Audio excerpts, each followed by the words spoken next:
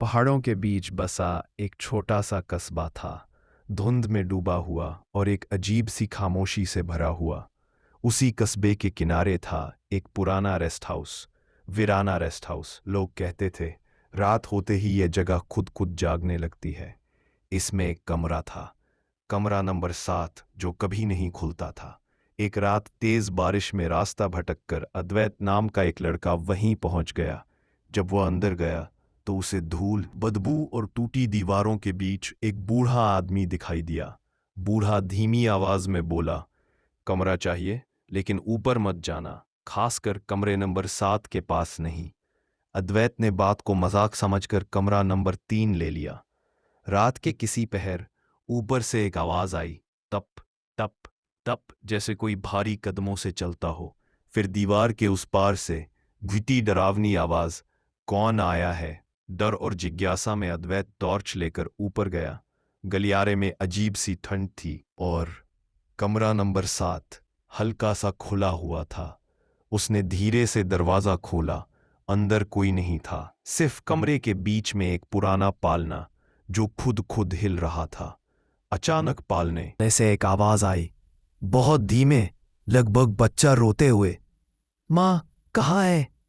अद्वैत पीछे हटने लगा, लेकिन तभी दरवाजा धड़ाम से बंद हो गया।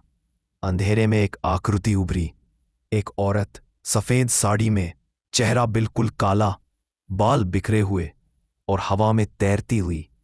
वह बोली, तू मेरे बच्चे को ढूंढने आया है? अद्वैत कांपते हुए बोला, कौन? औरत की आवाज अचानक भारी हो गई।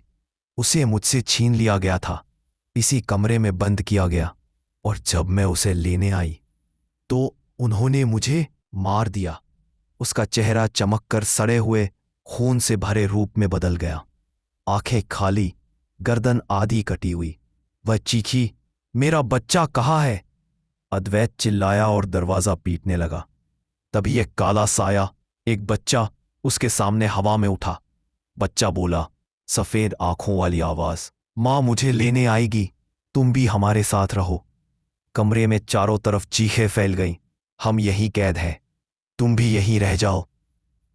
बूढ़ा आवाज सुनकर ऊपर भागा। उसने दरवाजा तोड़ा और अद्वैत को बाहर खींच लिया। वे नीचे उतर रहे थे कि गलियारे की बत्ती झपकी और वही औरत, वही बच्चा अद्वैत की तरफ देखते हुए खड़े थे। औरत फुसफुसाई, बहुत डरावनी धीमी आवाज, तुमने हमें देखा है, अब तुम कभी नहीं जा पाओगे। बस कमरा नंबर 7 पूरी तरह खुला हुआ। अंदर पालना धीरे धीरे हिल रहा था और उसके नीचे पड़ा था अद्वैत का फोन, जिसकी रिकॉर्डिंग चालू थी। रिकॉर्डिंग में आखिरी आवाज थी, बहुत धीमी, टूटती हुई, मुझे मत छोड़ो, मैं यही हूं। और फिर एक ऐसी चीख जिसे सुनकर किसी की भी रूह कांप जाए, अब तुम हमारे हो।